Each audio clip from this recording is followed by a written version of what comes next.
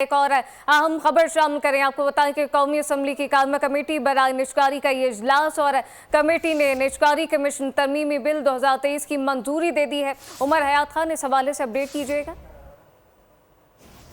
کہ زیر التواء کیسز ہیں ان کے حل کے لیے ٹریبونلز قائم کرنے کی ترمیم جو ہے وہ ہائی کورٹ کی جگہ نجکاری کے ٹریبونلز اور دیگر زیر التواء کیسز کی سماعت کریں گے، اور یہ ترمیم جو ہے وہ کثرت رائے سے قائمہ کمیٹی برائے نجکاری نے منظور کر لی ہے۔ اور اس کے ساتھ ساتھ یہ بھی اجلاس میں بتایا گیا کہ پی آئی اے کے خریدنے کے بعد سرمایہ کار کو ایئر لائن میں $50 کروڑ جو ہے وہ انویسٹمنٹ کرنا ہوگی، اور حکومت کے پاس یہ انویسٹمنٹ نہیں ہے، جس کی وجہ سے حکومت پاکستان کے پاس پی آئی اے میں سرمایہ کاری کے لیے ڈالرز نہ ہونے کی وجہ سے اتنے پیسے نہیں ہیں کہ سروس تک جو ہے جہازوں کی کرائی جائے۔ اور حکومت اس کمیٹی اجلاس میں جو وزیر نجکاری ہیں عبدالعلیم خان نے یہ کہا کہ حکومت کے پاس اتنے پیسے ہوتے تو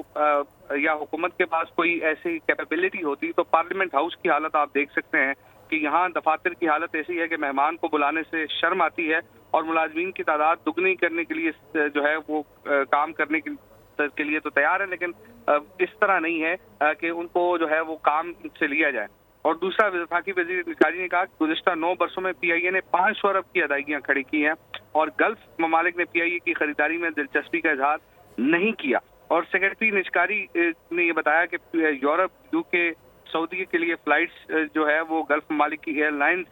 دے گی، اور اسی طرح اگر دیکھا جائے تو پی آئی اے کی نجکاری پر ملازمین کی نوکریوں کو بھی تحفظ فراہم کیا جائے گا۔ یہ کہنا تھا وزیر نجکاری عبدالعلیم خان کا۔ جی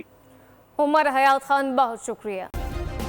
سبسکرائب کریں اور بیل دبائیں تاکہ کوئی خبر رہ نہ جائے۔